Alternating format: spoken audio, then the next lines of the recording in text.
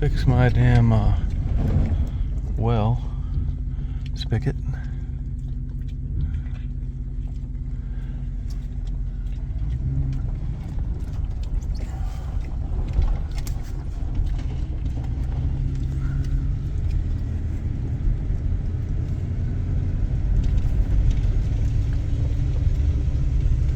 Daisy eating a chicken treat.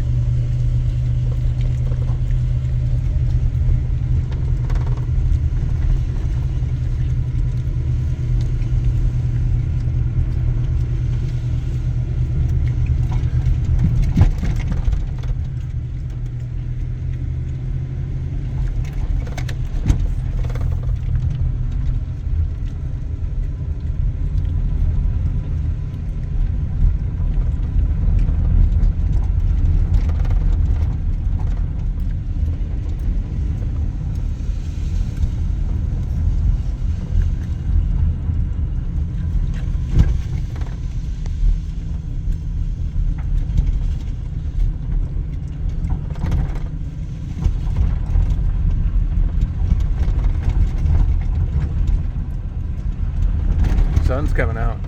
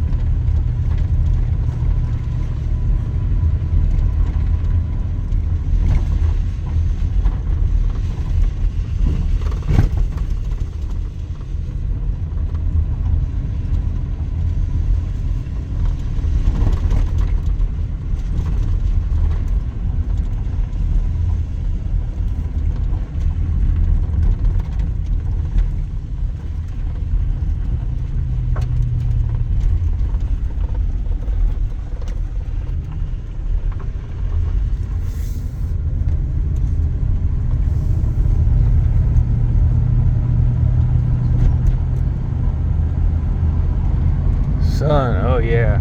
You know, I'll tell you another thing you wouldn't believe. You know, I like the cold weather in Michigan. If they had winters like the one they had this winter, I'd have been really interested in that.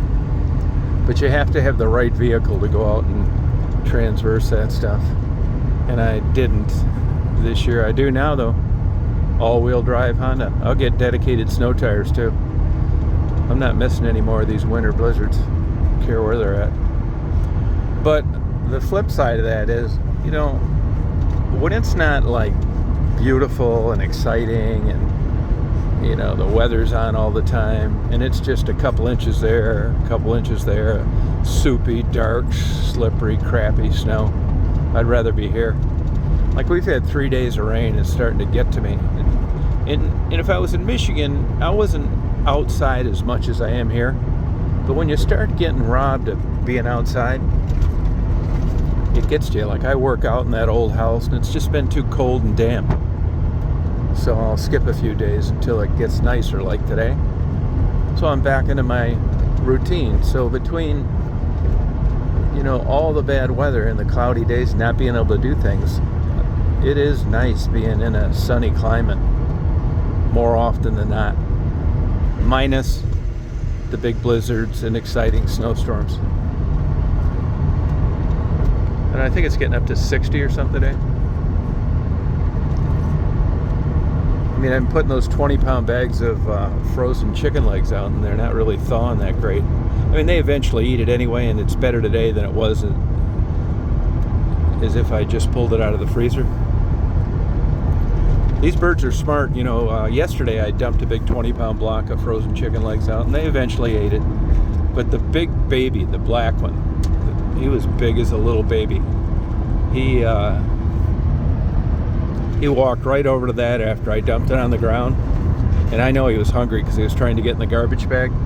He just looked over and stared at me. He didn't even reach down to try to pick any chicken off a frozen block. It's kind of cute. There's the male lady.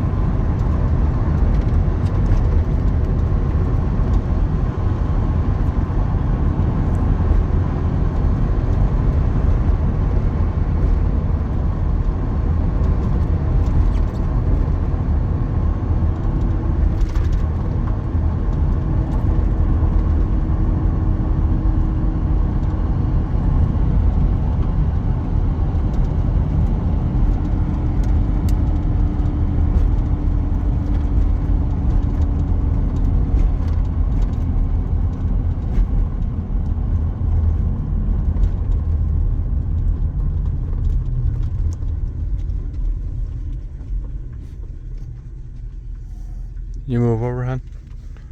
You know, Daisy's been like that at the beginning. Voice commands. No training, nothing. Thank you, honey. Thank you. Thank you.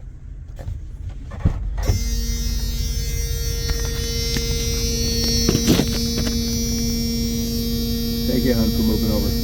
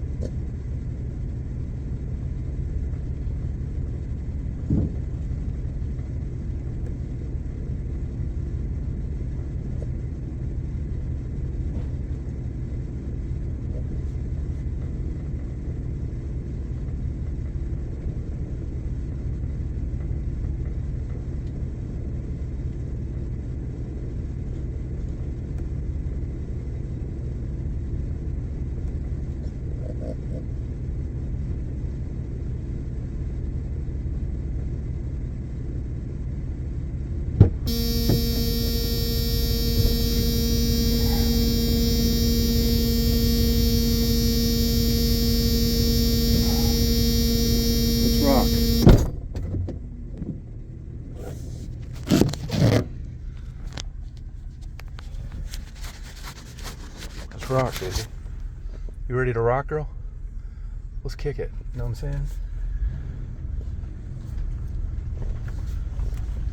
This is about halfway from my 6.4 mile walk.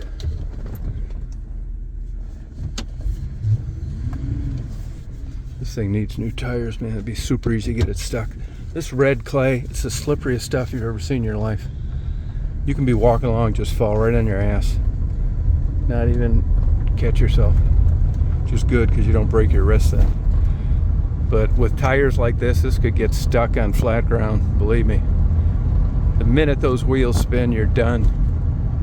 Never gets any better. Daisy gets better though because she's a good girl.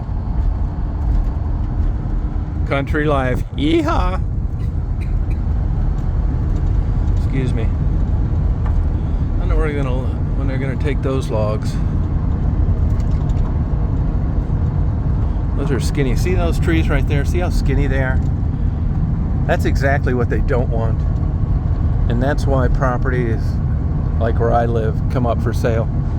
For some reason, there's just areas where you think it'd be easy to figure out that for whatever reason just don't grow trees quickly. See, these are all kind of like that around here. And this property is for sale right here.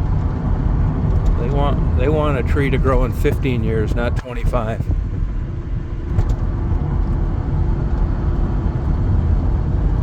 I'm sure you could do an analysis of it and figure it out pretty quick.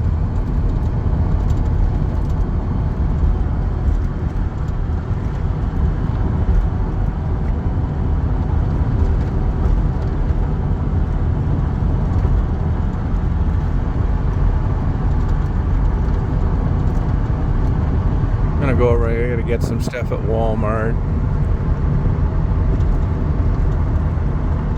I take that 12-hour Claritin D in the morning, but after a bunch of rain like this stuff is not as bad as it would usually be. And even though it's 12-hour and I take it like at 8 in the morning, I still have a hard time falling asleep sometimes.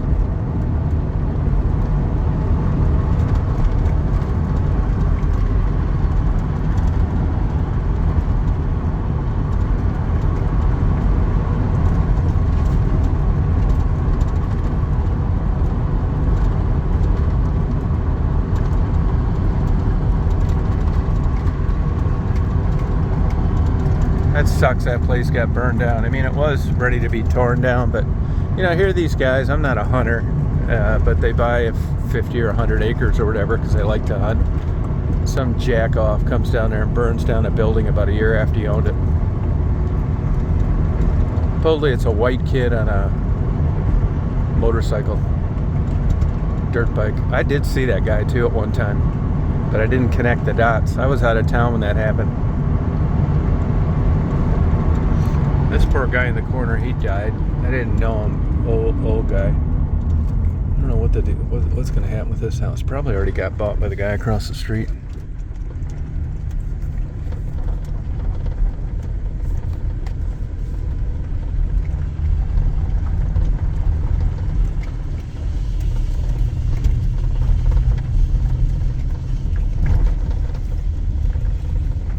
Now this is like an old deer hunting camp.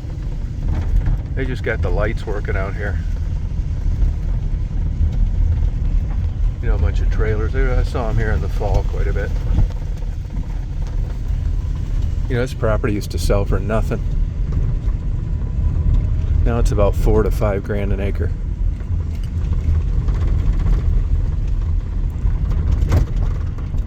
I just put a bid in for some 50 acres along the railroad track, so I'll tell you, you wouldn't believe the amount of volume you can take in a railroad car. You know those spurs where you build like a kind of a side track, you know, so the train can come over and dump off a couple cars or whatever it is you're getting delivered there? That those are like 250,000 at the minimum, and a lot of times around 600 grand.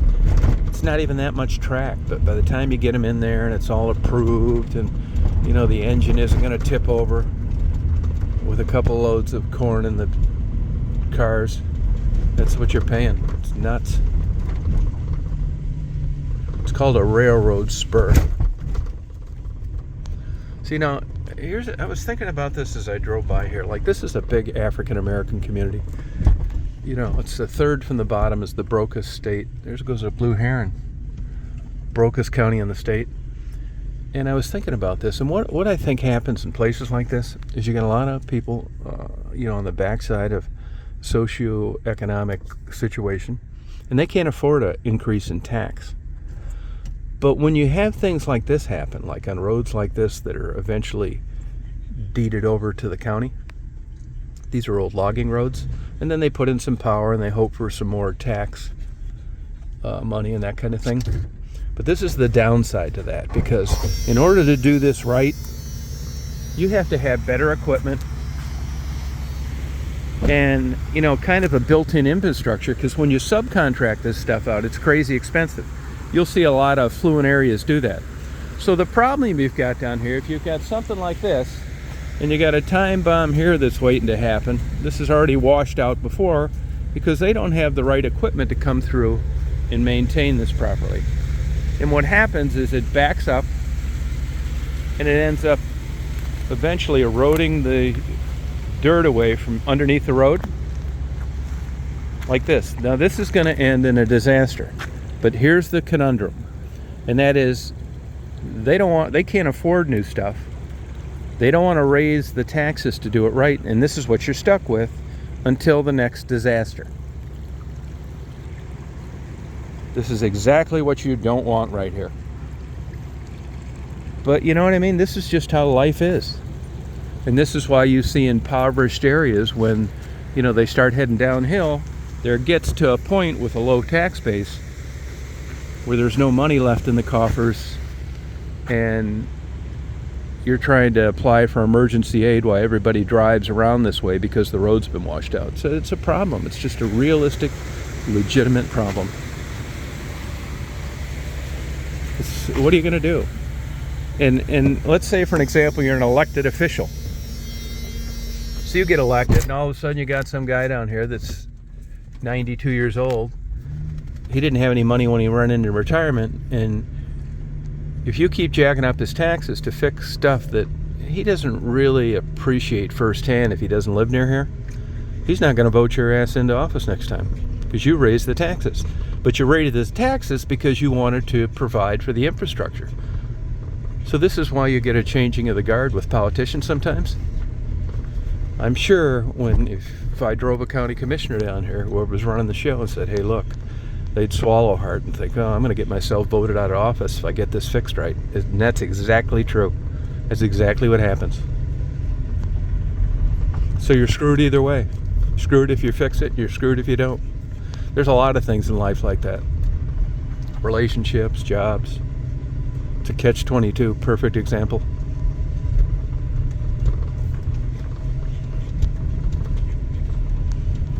And it's surprising, everybody knows the power of water. I mean, 18 inches of water can push an F-250 to the side. It's powerful. So once you get high water, that's just high water from a small creek, Ellington Creek, about 3 miles long. But when you get like 3 days of rain, even if it's not torrential rain, you can start seeing what water does.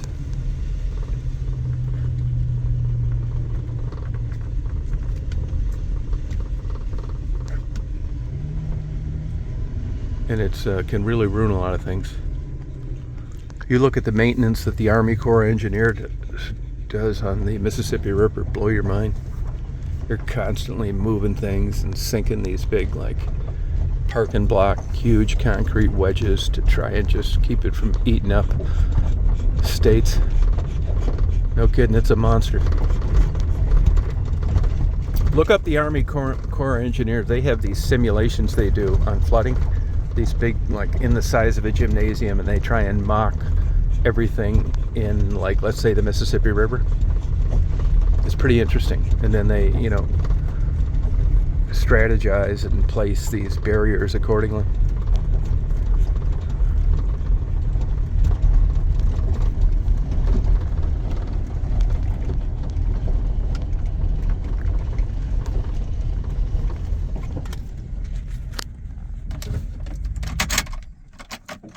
Let's party. Have a good day.